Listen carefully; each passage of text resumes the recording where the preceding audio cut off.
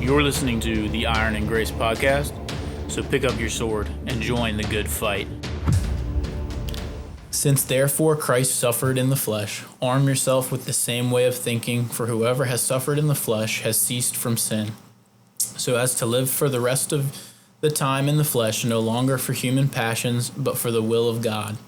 For the time that is past suffices for doing what the Gentiles want to do, living in sensuality, passions, drunkenness, orgies, drinking parties, lawless idolatry.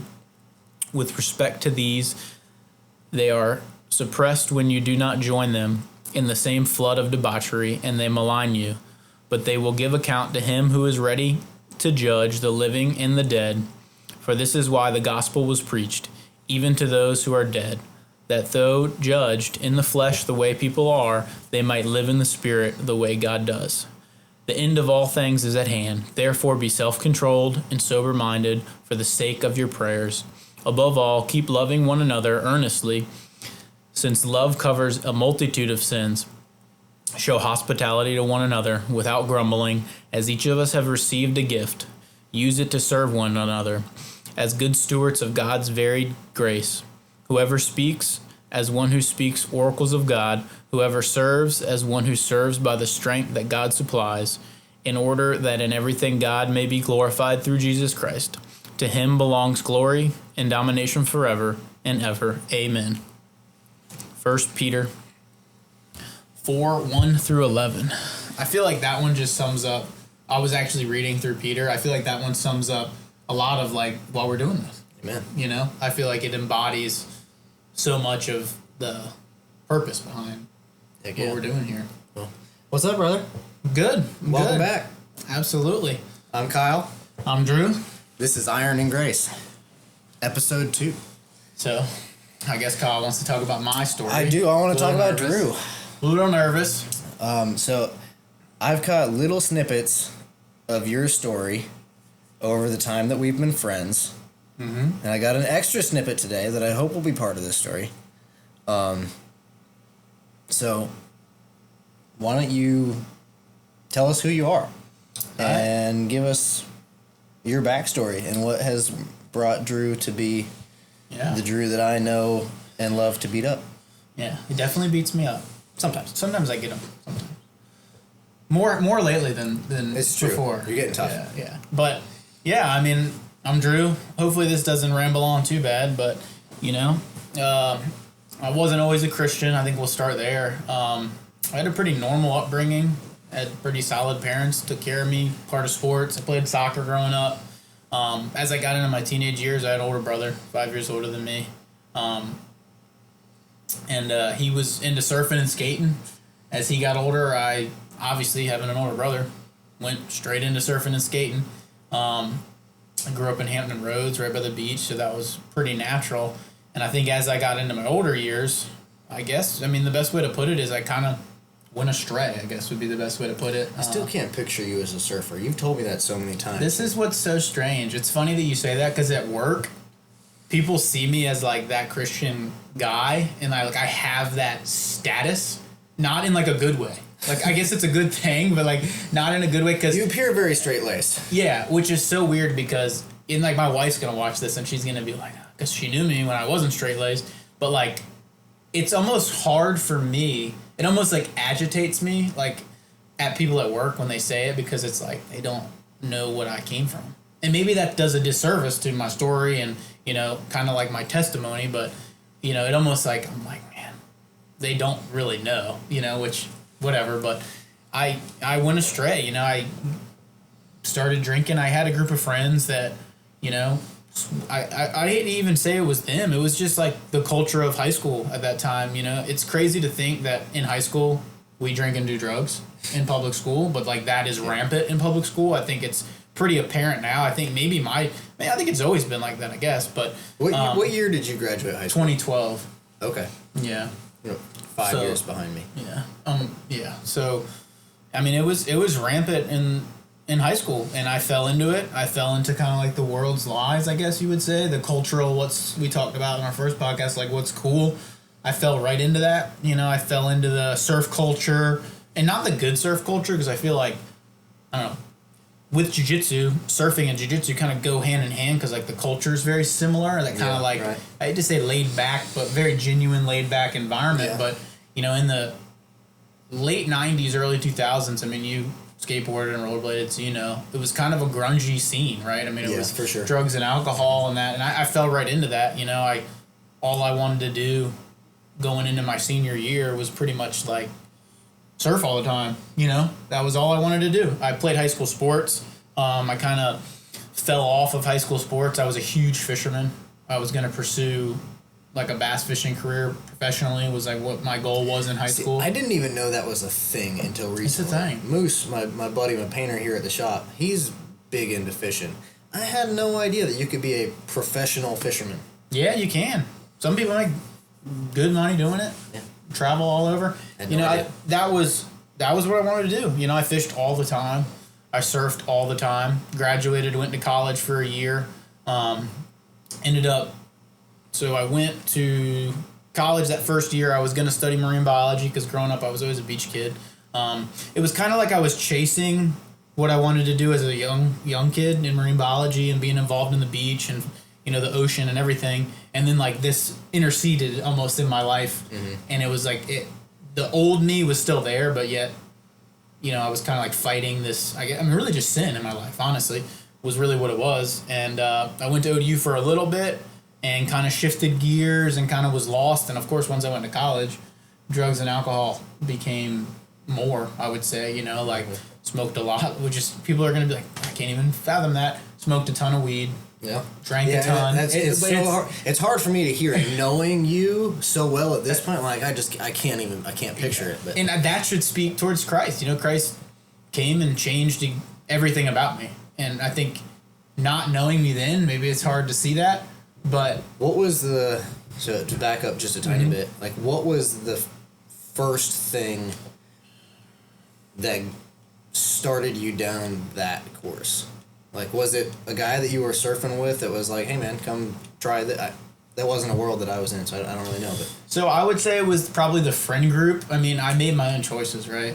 And I think everybody does, but it was definitely the friend group that I was with at the time. I mean, they were drinkers. In the fishing culture too, it's, you know, that kind of, that's part of the culture. You drink, and you know, and I got involved in alcohol at first, drinking, and I remember like clear as day, which is crazy because I don't remember a lot of like my upbringing that well. I don't know. We'll talk about that later. Why maybe I don't remember that, but not that it was really bad, but you know, I remember specifically the first time I drank and just got drunk, and I remember it being a peer pressure thing of like people pushing you into it, and then obviously anybody that's drank alcohol in their life realizes how that goes, right? Mm-hmm. And I was just consumed with the culture. I was consumed with like chasing after girls, essentially, you know? And I remember there being kind of that battle with myself of like, I was always kind of that like shy kid growing up as far as girls go. And honestly, through middle school and like early high school, I was kind of like heavier, not like heavy, but not really in shape. Mm-hmm. So like I was always kind of like shy.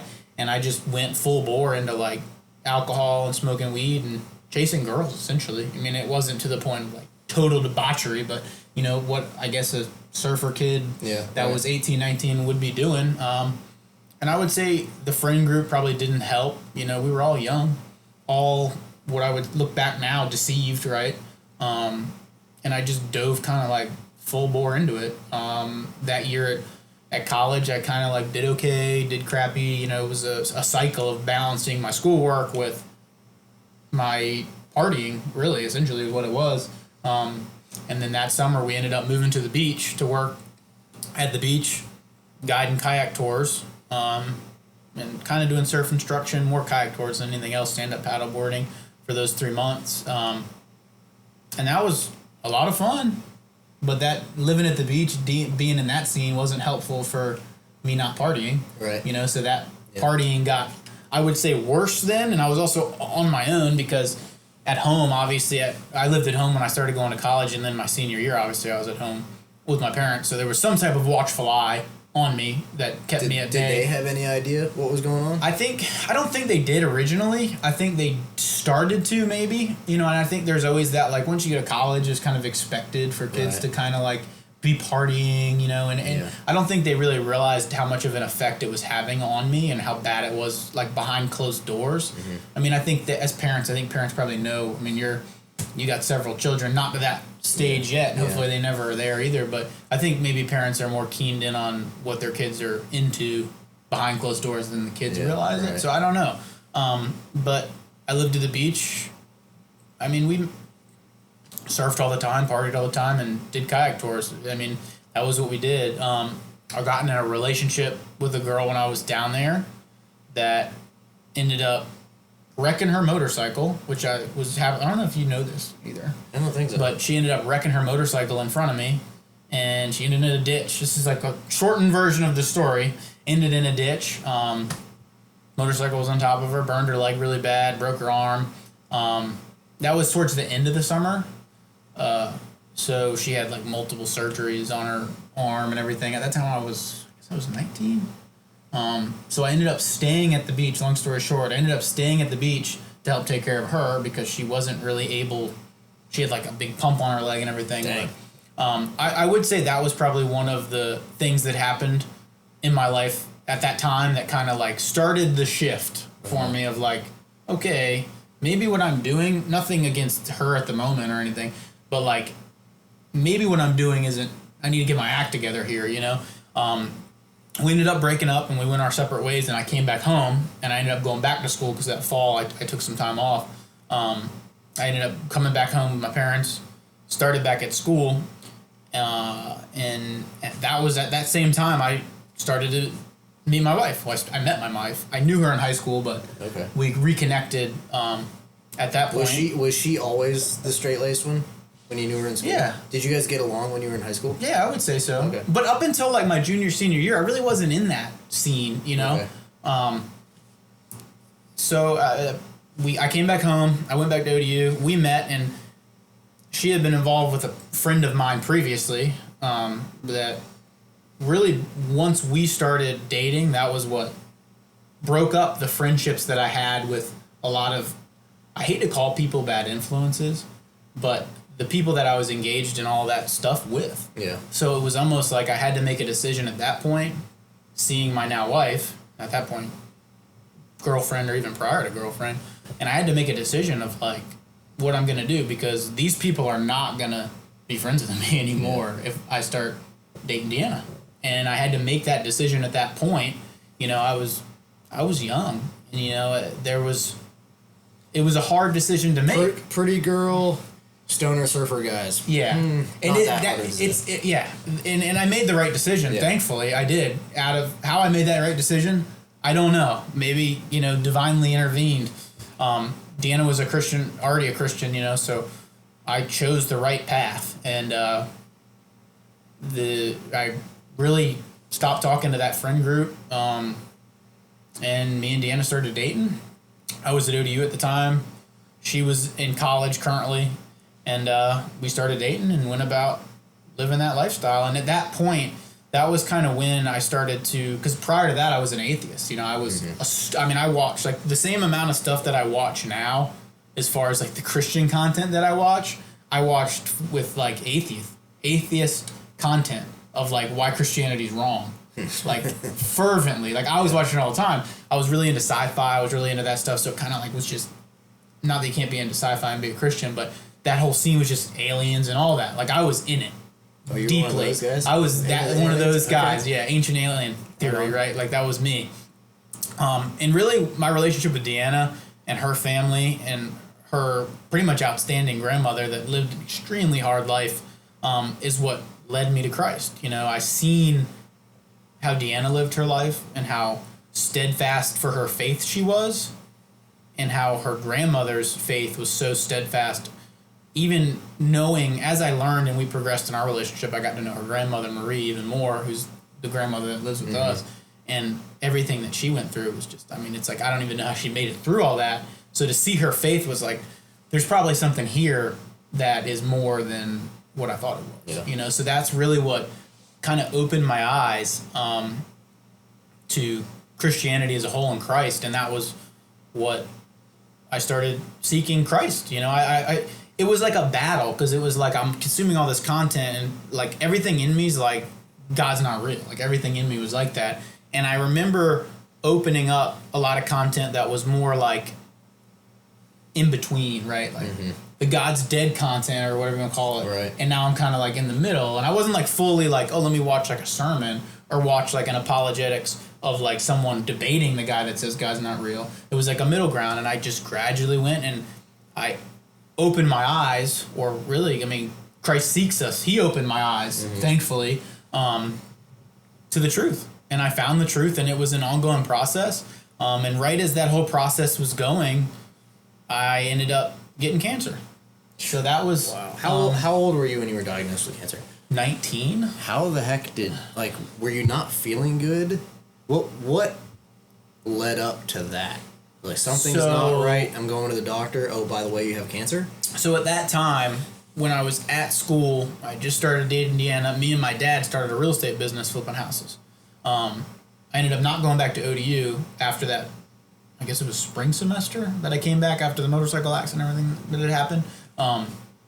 And we were working the business, right? I was at home still, living with my parents, and me and my dad were running and gunning, flipping houses. And I had like a lump under my arm. I always had like stomach issues growing up. Not like bad, but like gas, and like I would have ulcers here and there. And I went to the doctor because I had an ulcer. Or thought it was an ulcer. I guess it was an ulcer, but my stomach was wrecked, and like I gotta have weird stomach pains all the time. So my mom was like, thankfully my mom, because if my mom hadn't pushed me to go to the doctor, and Deanna pushed me to go to the doctor, I probably wouldn't have gone to the doctor. Yeah. When I did, but luckily she pushed me to go to the doctor, and I went in there, and the doctor basically gave me a once over and was like, it's probably a stomach ulcer, you know. And when was the last time you got a physical? Mind you, this had been after drugs and alcohol of high school, college, living at the beach, all the stuff with the girlfriend and the motorcycle. I hadn't gone to the doctor since probably my mom made me in high school. Yeah. So I was like, I don't know. So he was like, let me do a physical just to make sure once over. He hadn't been a doctor in probably 2 years or a year and a half. Do you have any like thing? And I had this lump under this arm for a while. Didn't hurt. Didn't really seem like it was getting bigger, but when stuff's on your body, you don't really think about it. You see it every day. And he was like, oh, and he felt it, you know. And my aunt had breast cancer and had been a cancer survivor and had battled that. So I think my mom was a little more sensitive to cancer than I was. I mean, as a young kid, it was just like, you know, like I'm invincible, right? Yeah. Everybody around me is invincible. So he was like, it seems a little weird how long it's been there. So they were like, let's just go ahead and do a biopsy, check it out. We'll go do the stomach scope to check out the ulcer too while we're at it. Still not thinking anything in my head was even wrong. I'm like, it's a cyst or whatever he said it could be. I got it biopsied. And what I always tell people was, it was funny because like everyone says no news is good news. Pretty much. That's what people say. But no news is either good news or no news is like too bad of news to tell you until you come back to the doctor. Yeah. So they called, I don't know if it's my mom or whoever, and was like, you guys need to come back in. Okay. Still in my brain, I'm thinking, gotta go back to the doctor. You know, like biopsy came back, whatever. A week later, I'm gonna go in there and do what I need to do and then go fishing. Right? And I went back, went to the doctor, and he basically came in the room and was like, well, I have some bad news and I have some good news. And I'm sitting there thinking, I wonder what this could be, right? I mean, what the heck does that mean? And I think my mom kind of knew, because I don't know if the surgeon that took the biopsy gave them a little information or she just kind of was wiser than I was at 19. Yeah, imagine that. Yeah, but he basically said, you have cancer. And I remember him specifically saying, you have cancer, but you have the best type of cancer, or one of the best. And I was like, I'm sitting there at 19 like, screw you, guy. Yeah. Like, that's what I was thinking in my head. Like, who says that, right? But once I went through chemo and all that, I realized how accurate that statement was. But yeah, he said I had a type of Hodgkin's lymphoma, and I gotta go get chemo. Dang. And he gave me kind of the statistics of like, you know, this is what's gonna happen. It's very treatable, especially I think I was stage 2.5, I think. With lymphoma, it's like where it is in your body. Okay. I think lungs is stage 4. Don't quote me on that. My wife's a pharmacist, so she's gonna ream me for giving the wrong stuff. But Yeah, so I was like late stage 2, and I had basically cancerous tumors in a lot of my lymphatic areas, like underarms and things like that. I couldn't necessarily feel all of them, but they were there, except for the one that was big. And at that point, they actually thought I might have had stomach cancer because of the size of the ulcer that was in my stomach. And it's really kind of crazy because they basically, the primary care doctor that you go to is like, okay, you got cancer, here's a reference. And they're just kind of... Peace. Yeah, it's like, what happens? Luckily, all through my years of playing soccer, I had a soccer coach. He was a Christian. I think they were a big Catholic family. And luckily, my mom reached out to him and was like, this is the situation. You know, what can we do? Because I was old. I was 19 at the time. So we knew what, you know, had happened with my aunt in the adult cancer world, which, you know, cancer is a bad thing, but sometimes the area, like, unless you have a lot of money and, you know, can get chemo treatments in really nice facilities, they're not the most welcoming places to go, right? And not just because they don't make them welcoming, but it's a bad, I mean, people are dying, people are sick. It's not a good where place you want to be, no matter what. But locally, he was a pediatrician involved with CHKD. So he said, you know, come to CHKD, you know, and then we went to CHKD, and luckily the type of cancer I had is a pediatric cancer. Okay. So they treated up until, I think the doctor said 32-ish because of the type of cancer it was. Gotcha. So I got into CHKD, and it was like a week later.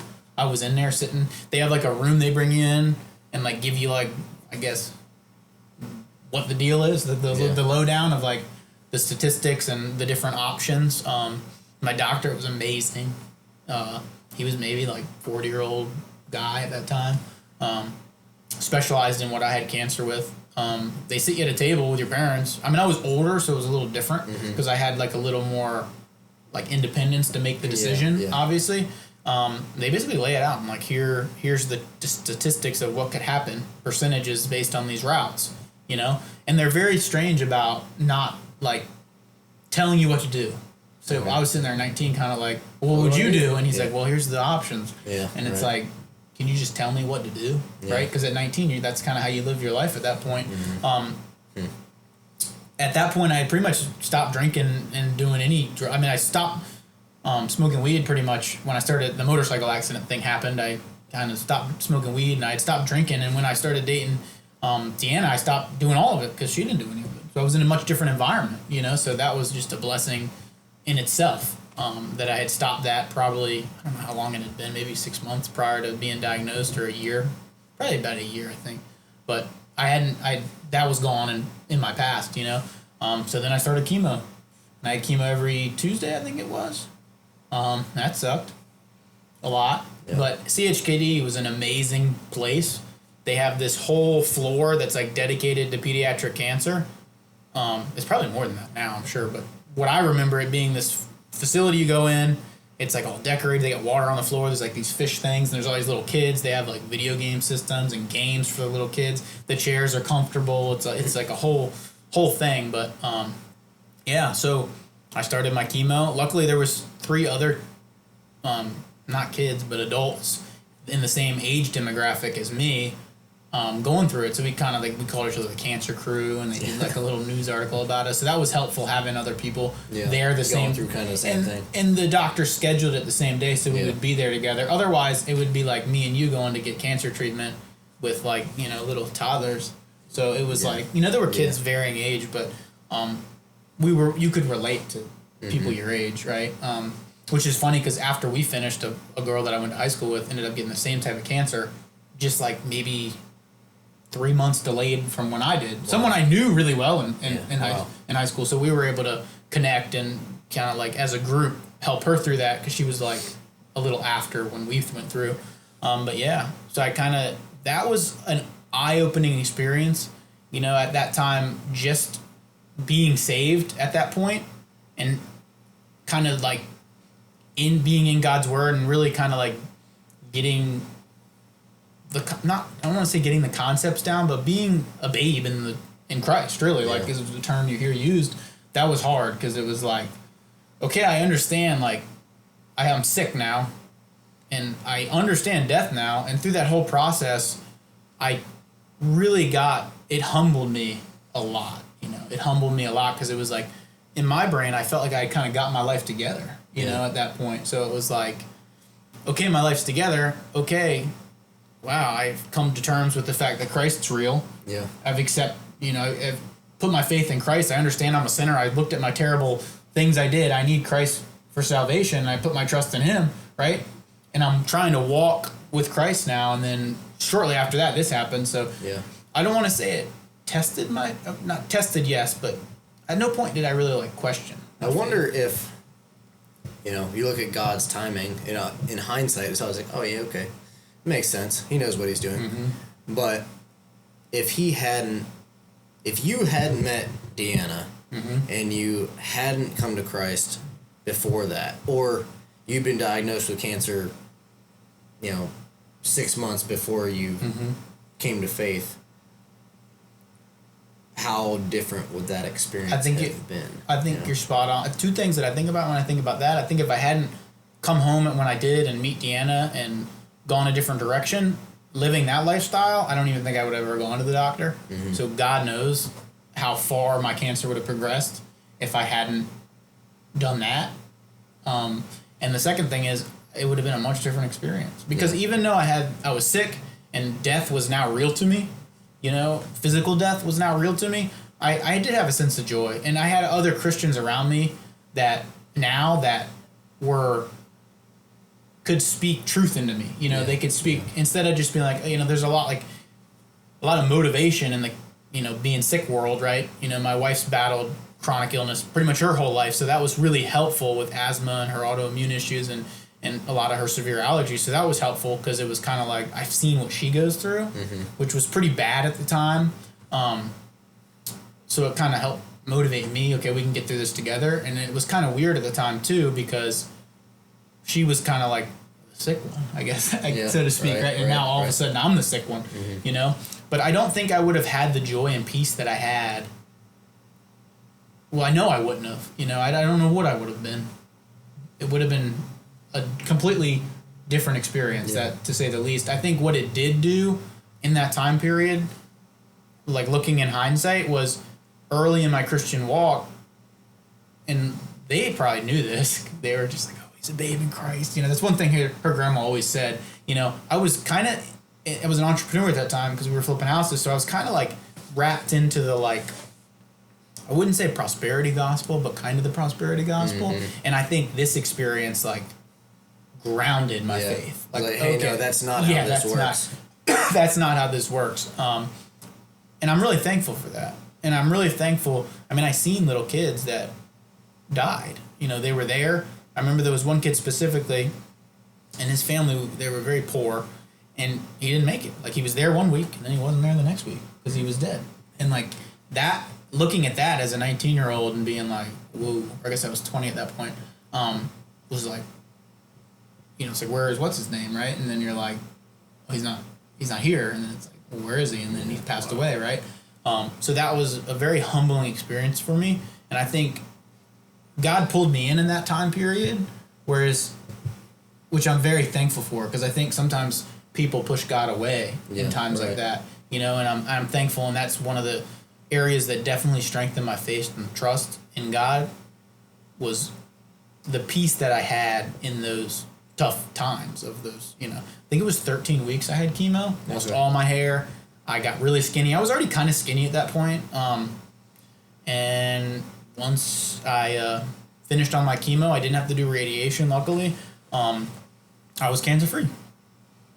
And I was on my way to living life. And I remember being at that point when you have cancer, it's like everything in you is just going to the doctor, getting chemo, and it sucks. You get chemo, and basically for 6 days till you go back to get the next chemo, you're absolutely floored.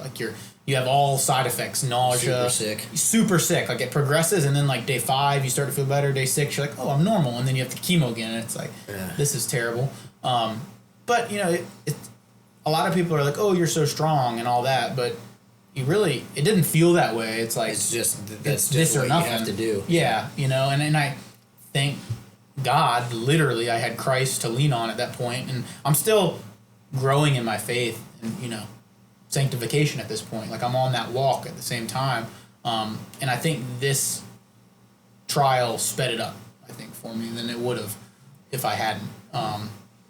But I finished my treatment. I was cancer free, and I went into personal training, and that was short lived because I didn't really make the money I needed to or wanted to. And then I started in law enforcement. Yeah, so law enforcement was kind of like something.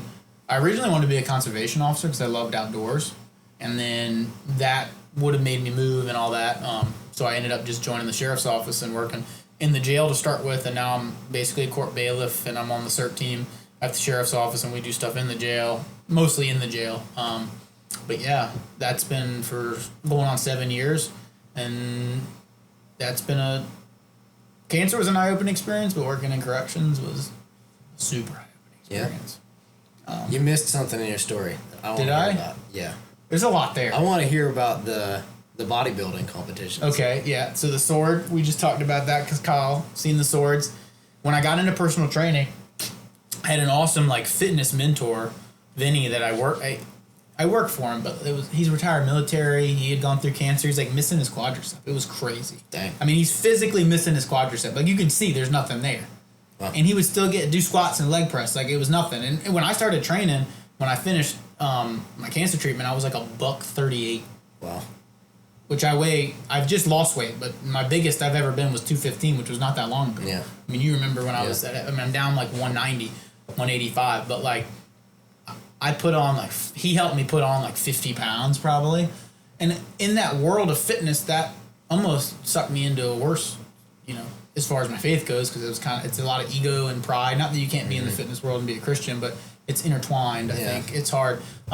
You know who Sal DiStefano is? I think we've talked about that before. Yeah, you got to look him up. He's a big fitness bodybuilder guy and a relatively new Christian, and that's been he's doing a YouTube series now, or a podcast series that's on YouTube that's fitness and how to pursue that in a way that honors God. It's pretty awesome. It's pretty awesome. I love his story is really great. Because it is a tough, it's hard, And now I see it as a more seasoned and experienced Christian, or whatever you want to call it. I see how fitness could be such a powerful thing, and it's so needed, right? Mm-hmm. I think then I probably did it wrong, but I got into bodybuilding because I was doing all this work to gain weight after having cancer treatments. And I went on and did a men's physique show there in Virginia Beach. And I think it says on the sheath. Did you have a sparkly Speedo on? I didn't have a Speedo because in men's physique you wear a board short. Oh, okay. Because at that point the Speedo, I'm not doing it. Right? I wear the board shorts. I had to know. Yeah, no Speedo, the board shorts. But everyone else, the body building divisions had the Speedos. And you're backstage, and I got the spray tan, which is so weird in my brain nowadays. It's so strange. And as Do you have pictures? Yeah, I definitely have pictures. I'll have to get them up. Maybe put one on the thing. I was gonna say we might have to put one on the Instagram page. And now looking, I'm I was kind of skinny too. And then I went on to get bigger and bigger as I trained, but it was the vanity of it was bad, but the experience of building your body and being dedicated and the discipline it took was definitely very helpful. I mean, when I started training after being sick, for anybody that's sick out there, and that needs to go down that realm to get back in shape or whatever, it's a long journey, but it's doable. Yeah. And I think that helped motivate maybe people I worked with and trained. But I remember specifically the first day after I came back working out at the gym after being sick, I got home and I couldn't put a shirt on. My triceps were so sore. Dang. I couldn't even it was bad. It was bad, But yeah, that was an experience, the bodybuilding, to say the least. Right on. You made that comment earlier and you brought the swords in. These are from a bodybuilding competition that I'm like, yeah. Come again? It's just talking about me in the past, drugs and alcohol. It's I don't see that. But yeah, it's part of my past. With what we do in jiu-jitsu, I know you're in good shape. We're all in pretty decent shape. Yeah. But I just drew on the stage in a Speedo with the spray tan. Can't see it. And you do have perfect hair, so I'm sure your hair was really It was really nice. My hair was good. It's getting long though. Growing it out some, so we'll see. Yeah. But yeah, it was a cool experience, and I learned so much about training and nutrition that I'll have for the rest of my life. Yeah. And I think that's been really beneficial. I would say it's probably harmed my spiritual life doing it it's kind of like one of those internal battles of like all this vanity's here. It probably opened my eyes a little bit to truth, I would say, going through that. And that's kind of like what made me kind of get out of fitness, I guess. Like as my faith developed, I realized like, what is this that I'm doing, and how does it fit? And at that point, me and Deanna were getting more serious. One of her family members had gotten married, and going to that was like, okay, we got to get married. You know, this is what we got to do. How long did you guys date before you were married? Oh, Deanna's gonna kill me. I don't know the exact time period. Oh man, I want to know exactly, like to the day. I don't know, 6 years, I think. A while, longer than we should have. But she was in school and in pharmacy school, and I mean, like meeting you now, you like basically just threw out everything that people told me, which I wish I had had you then. Well, to be fair, Jerry Lynn and I were together 5 years before we y'all got together, but we early. were kids. Yeah, early. But everyone tells you. I mean, they kind of get into away from my story, but everyone tells you like, you know, you got to have everything perfect, right, before you get married. Yeah. And it was like Deanna's in pharmacy school. Yeah. Like if you wait till you're ready, you'll never be ready. And when you look at marriage biblically, and you see how much joy it brings, just you two being married and the joining of the covenant of marriage and being one flesh truly, why would you not want to have that relationship as soon as possible to go through the struggles? Oh, I can't together. wait to spend a great deal of time talking about that. Yeah. I feel so strongly about that. Yeah. But anyway, so you guys finally get married. When did you guys get married? It was February 20th, 2020. Okay. Yeah. So you guys have been married 5.5 years? Yeah. It'll be I guess 6 in February. Right on. Yeah. What brought you to the gym? Our gym? Yeah, Jiu-Jitsu gym. Yeah. Tinsley's. Yeah, so what's so funny is, so we got married. We were still living in Chesapeake. We lived with her parents for a little bit while we were building our house, which I'm so thankful for that, because we talked about this generational families, like, and my family too, you know, my parents too, because I was with my parents basically working at the sheriff's office, not paying rent at that time, saving money, knowing I'm going to get married and want a house and everything. So while I was with my parents at the sheriff's office, making basically a full-time wage, not as much as a lot of people, law enforcement, not the highest paid career, but I was able to save a ton of money to then buy the house we're in now, which was a nightmare trying to get it finished, but we were able to stay with her parents once we were married, which between my two family structures, my parents and her parents, we were able to basically be where we are now, that we probably would never have been able to be where we are now without that. So I think that speaks to generational families and how we should treat the household. I forgot what your question was. My rampant. What brought you to the gym? So the gym. So we ended up moving to Carolina because I wanted to live in a rural area, and I always loved the beach, the Outer Banks, because that's where we worked and stuff. But we came to Carolina basically to save money. Her parents ended up following us down there. Her grandma moved in with us. She has some of the similar health concerns that my wife does, so it was very helpful building a household around their needs. A healthy need. Yeah, I mean, you understand that with allergies and stuff. So that was helpful. I had been in law enforcement 3 or 4 years at that point. I'd always wanted to train jiu-jitsu, basically always in my life, but I never done it. Never stepped out there and did it. And her brother-in-law TJ was just now getting into law enforcement. And I was like, I got to do it because we got to get TJ training because he's going to work the street, So we came together.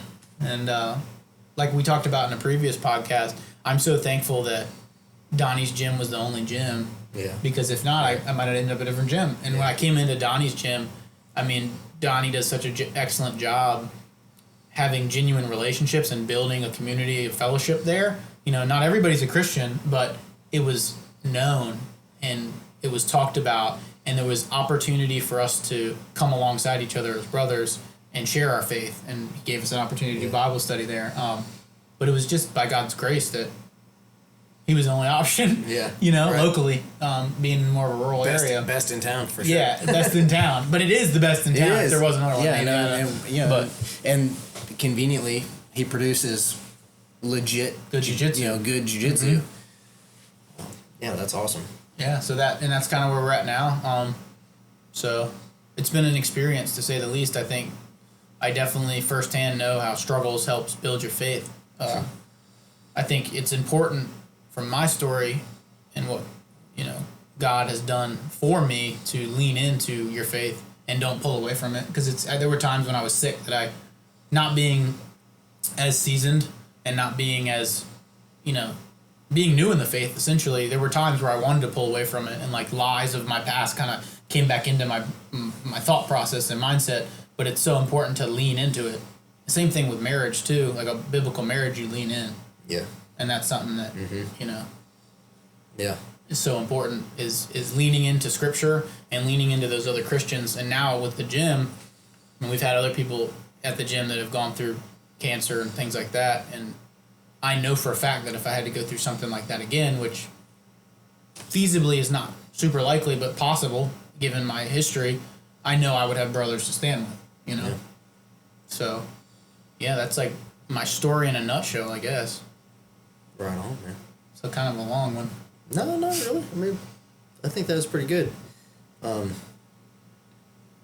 Thankful for the roads that lead us to where we are. I'm thankful for your history and what you've been through and what you've done and the perspective that it's given you. And thankful for Deanna being there to, be a guiding light. And I'm sure on occasion to smack you upside the head and say, hey, dummy, you're going the wrong way. Yeah, I told my story in a linear fashion, but I will say the most impactful thing, other than being saved as a Christian, and it's so intertwined with my relationship with Dana at that time period, was being her and then being married and having that union and walking together has been by far the most impactful thing. Yeah. Of my life, other than my faith, obviously, but no doubt about it. And I think you would 100% agree absolutely. with that. I don't know if I can even separate my relationship with my wife from my faith, because those two things strengthen each other. Yeah. I don't idolize my wife. She's not God, or perfect, just like I'm not. But the stronger my faith is, the stronger my marriage gets. The stronger my marriage gets, the stronger my faith gets. Yeah. So they intertwine. Yeah. Like as one. I agree. It's so hard to kind of quantify them separately. But I think if you have I think that's why it's so important too that as a Christian you seek out those values in a spouse. And like we've talked about before, it seems so strange that culture doesn't think marriage is cool now. I think some things are changing, but I get to see a beautiful woman naked every single day. it is. That's true. Cool. It is cool. And like we've talked about before, just speaking of like the pleasures of marriage, which it talks about in Scripture. Yeah. People that are married have way more sex than people that aren't married. Yeah. And obviously, obviously, unless you have a terrible marriage, in which case, there's other things. Work on that. Yeah. But obviously, that relationship too is blessed by God. Yeah. And those other. Isn't your wife has the ability to give you superpower like nothing else. Yeah, absolutely. When my wife tells me that she appreciates what I do, or that she's proud of me, or like with this podcast, for example, because I'm a knuckle dragger. I am not a super smart guy by any stretch. I'm not great looking. I'm not a whole lot of things. I'm good at building cars. Really, that has nothing to do with talking to however many people listen to this podcast. So I've kind of, I had a moment of, who am I to do this, and why in the world would anybody want to listen to me? And she, and this was in a moment when I was being a particular jerk to her because I was stressed out. And she told me, she said, you are the one that needs to do this. She said, you're a real man who works hard for a living, that loves his wife and raises his children. You believe what you have to say, and you're the one that needs to say it. And I believe you can do it. And like, dude, I could take on the whole wide world. Yeah. If she says that, I know you can do it. I have faith in you. there's nothing that's going to stop And me.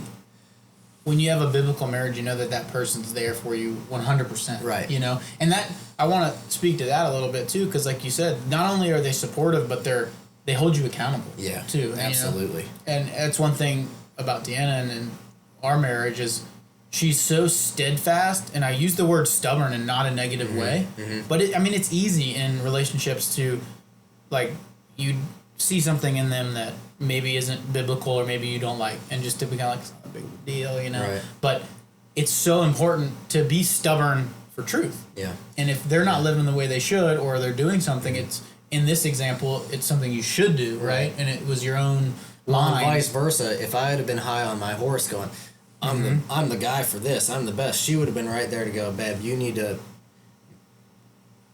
to humble yourself a little bit. Yeah. You know, you need to understand the weight of what you're about to do. And she knows how to speak truth to me in a way that nobody else does, because she knows me better than anybody else does. Yeah, and that another thing too, you know, like we talked about, we could have 30 podcasts about our wife, but that's how it should be. Yeah. Right. I mean, that's how it should be. That should be cool. We Yeah. talked about that before, but it's just it. I want to urge, and that was something, I was already married when I met you, but if we don't talk about this type of thing of what marriage is, other people aren't going to want to get married. Yeah. I remember seeing a thing on Instagram, and it was like, I think men are the statistics are showing that more men are wanting to get married, like it's higher on their list, and women are way down, the list of wanting to be married was way down here on their priority list.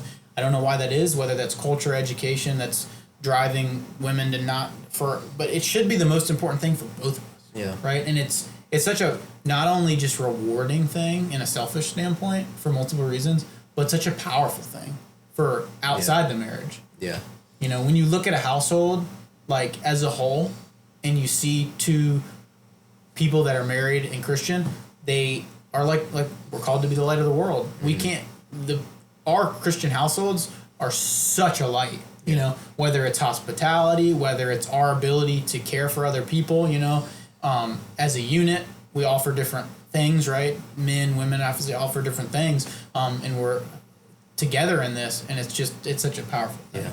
Yeah, and man, you know, and we know so many young people that are in relationships, long-term dating relationships, and I'm always telling them, when are you gonna get married? When are you gonna get married? When are you gonna get married? You need to get married, have kids. And a lot of times I say it almost tongue-in-cheek, or I'll kind of poke fun at them for it, but I'm serious, because, you know, we look at marriage, and especially young people, and I think women have been told, well, you gotta go to school, and you gotta get your degree, and you gotta get your career figured out, and you gotta do all these things before you settle down with somebody. And the guys think, well, I need to make sure that I'm financially able to provide for this woman, and I need a solid career, and I need to do all these things. And all of those are good things. But none of those keep you from being in a relationship. And if you're, you know, again, I was fortunate enough to meet Jerry Lynn really young, so I did all of those things with her. You know, and I know young couples that they see each other's issues, you know, she's got trauma, or which I hate that word, but I'll use it. She's got trauma, she's got baggage, I've got problems, I've got issues, I've done this, she's done this. Okay, well, you're 22 years old, 24 years old. You think you're going to wait and find somebody at 30 that has less baggage? Yeah. And less trauma? Or you come together and you find this person who, man, I fit with this person. I get along. I enjoy being around them. They're my friend. You know, I find them attractive, which is not everything, but it's important. And you go, I'm going to commit to this. You know what? I'm going to commit entirely to this. And you make that commitment, and you say, okay, I'm here for you and your issues, and you're here for me and my issues. Let's learn, let's grow, let's suffer a little bit. Let's fight. Let's solve these problems. And what happens over time is the bad things that happen to her don't go away, and the bad things that happen to you or that you did don't go away, but they become part of the foundation that makes you guys stronger. And, you know, like my marriage, Jerry grew up in a pretty rough household. Her parents stayed married until her father passed away back in 2019, but there was drinking and there was drugs and there was some levels of abuse, and you know her sister had some issues, and I mean it was a tough. She grew up in a tough household, and that's something that she carries in a lot of ways. Yeah. You know, and I grew up in a broken home. My folks split when I was 2, so I had a stepmom, and then I didn't, and then I had a stepdad, and then I didn't, and then you know my dad married my current stepmom, who's amazing, and I'm grateful for. But so you know we both had seen some things, and that's part of who we are. You know, Yeah. The things that cause her anxiety and stress don't cause me anxiety and stress, and things that cause me anxiety and stress cause her less anxiety and stress. But we've been able to use all of these things that, you know, maybe someone would have looked at me and gone, man, with that guy's probably not going to stay in a marriage. All he knows is divorce. He's seen it enough times, that's probably what he's used to. Or, you know, I was a scrawny, scraggly kid, not very attractive, kind of goofy. You know, not the most, my resume was not fantastic, we'll just say. Someone might have looked at her and gone, man, I see the home that she's grown up in. There's a good chance that she's going to end up going down that path. But because of our past, so we came together and like, okay, I don't want this. I don't want this. I do want this. And I am willing to stay with you no matter what. Yeah. I will make this work no matter what. There's nothing that will tear me away from you. And man, our friendship is amazing. She's my best friend. And our marriage is just, I mean, it's not, we're not perfect. I'm not perfect. But I'm excited to go home to her at the end of the day. Yeah. Every day. It's so funny you say that too, because it's like at work, not speaking ill anybody at work, but people talk bad about their spouse. And it's so strange to me because it's like and I think people just do it. Like, I think men joke each other, and they like, I've heard pastors talk about, I think Doug Wilson actually wrote a book about it. So the serrated edge, and it's like how men sharpen each other. We pick fun of Kyle's skinny, right? And now Kyle's like, I'm not skinny. I'm gonna go get jacked, right? I'm less skinny now. He's way less skinny now than he was before. But that, not even just that, but just the small things, right? Yeah, the serrated for sure. edge, and I think that aspect of who we are as men comes out and is talked about in areas of our life that it shouldn't be used, and men talk bad about their wives or complain about this and that, and I'm thinking, why are y'all even married if that's the case? And it's so harmful on a spiritual level for their marriage, you know. And like you said, I'm at work thinking like, I'm pretty stoked to go home. Like, we do date night on Friday. It's something that like we hold religiously, you know. It's because it's so important, right? And we try to keep that, you know, at the forefront no matter what's happening, because it's our time, right? Yeah. And I'm so excited to get to Friday. We have 5 kids, so that's rare for us. Yeah, but we try. Yeah. But it's just that concept of like every day that I'm at work, like I'm excited to go home to my wife. Like, I think probably people hear this and they're like, he's lying, like he's not. But I'm like 100%. Yeah. 100% truth. Like you said, my wife is my best friend. She's beautiful and she's really super smart, like genius smart. But it's like, it's true. Like, she's my best friend. Yeah. Like, it's people. I know people are gonna say like, yeah, like, oh my god, you know. Yeah. But it is like, I 100% wholeheartedly mean that. And like we're talking about in the news with the assassination, martyring of Charlie Kirk. You know, that I think was an eye-opening experience for Christians all over the world, because I didn't know Charlie Kirk. For me, I mean, I watched his videos, right? Somewhat. I wasn't like an avid fan of his stuff, not because I didn't like it, I just didn't follow it at the time. But it was like the more I looked at his stuff after he was assassinated, the more I realized that like that's what he stood for. Yeah. Strong Christian values, and he was outspoken about it. And I think he held marriage at an accurate perspective. You know, his wife was his number one. His kids were his number one. You know, only behind Christ and his faith, right? You know, and I think hopefully from that,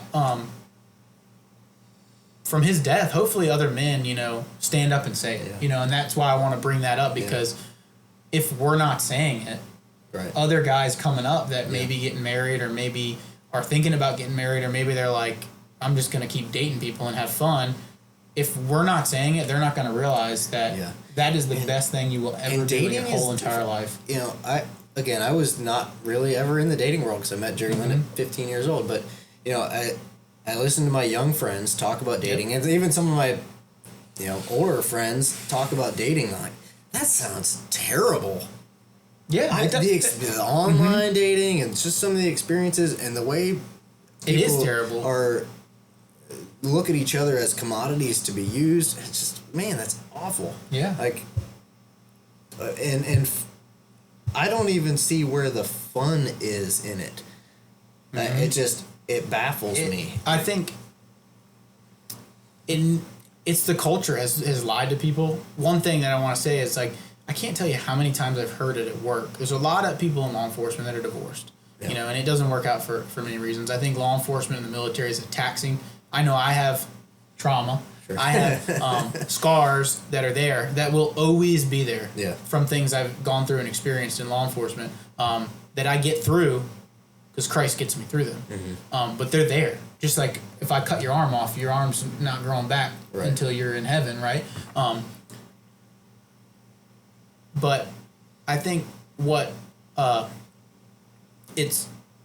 you hear them say this, and it's from a point of just bitterness and harsh and just, I don't know if it's anger or what it is, but you'll hear people come to work and they're joyful, they're getting married and everyone's exciting them, and you hear this joke like, oh, you know, like, you know, you've heard the joke like, oh, worst case, you know, you'll be divorced, or, you know, like, oh, good luck, you know, stuff like that. Right. And it's just, why are you saying that? You know, we should be, as Christian men, going out and just being absolutely overjoyed with people deciding to get married. Yeah, and encouraging it. You know, again, young friends that I hope they listen to this and realize that I'm talking to them. You know who you are. It's worth it, and it's amazing. And there's no, your career is not as important as your marriage. Your hobbies are not as important as your marriage. Your friends are not as important as your marriage. It's not even close. You know, it's not. It's not. And once you get there, you realize that that's not just true, but it's also amazing. You know, it's also really, really good. And it's fulfilling in a way that very few other things are. And I think, you know, the young people today, they put it off and they put it off and they put it off, and I don't know if it's because they're scared or they're nervous or what the reason is, but I would encourage these young men especially, because at one point I was one, and I can't speak too much to the woman's mind, even though I have 5 of them in my house. You were born to be the man of the house. You were born to be a leader. You were born to be looked at as courageous and strong and kind. And the environment that gives you the opportunity to do that is the home with the wife. And hopefully someday with children. And you should pursue that harder than anything else. Because if you pursue a strong relationship, a strong marriage, it will make you pursue a good career. If you pursue loving your wife and honoring your wife, it will make you pursue fitness differently. Absolutely. It makes you approach everything else in life differently, because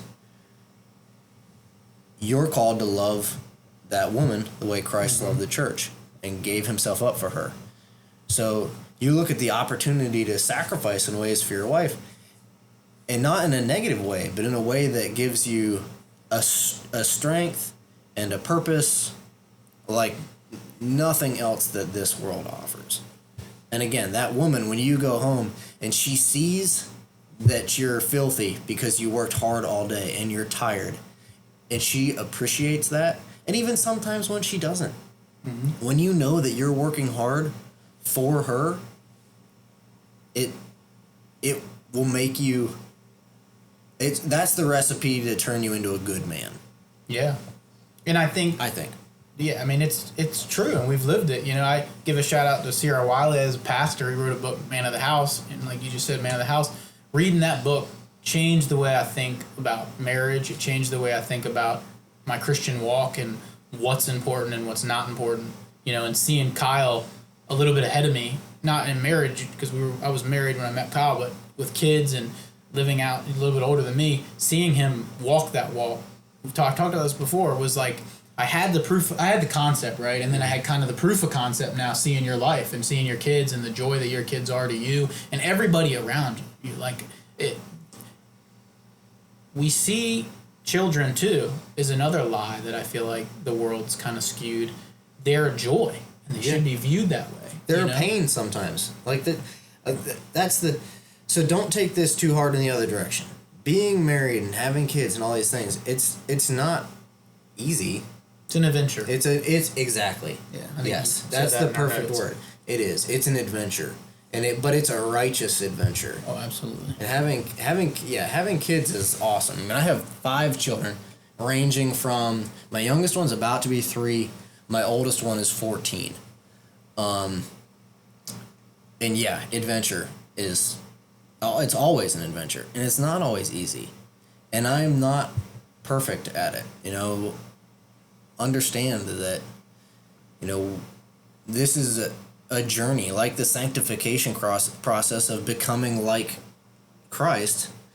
You know, being a father, being a husband is very similar, and the two play into each other. You know, I listened to the speech that J.D. Vance gave after talking to Charlie Kirk's wife, and how Erica Kirk described Charlie as a great husband that never raised his voice and never had a harsh word. And I'm not that. I have done those things. You know, I am not always even-tempered, and, you know, I make lots and lots and lots of mistakes in my marriage and as a father. But because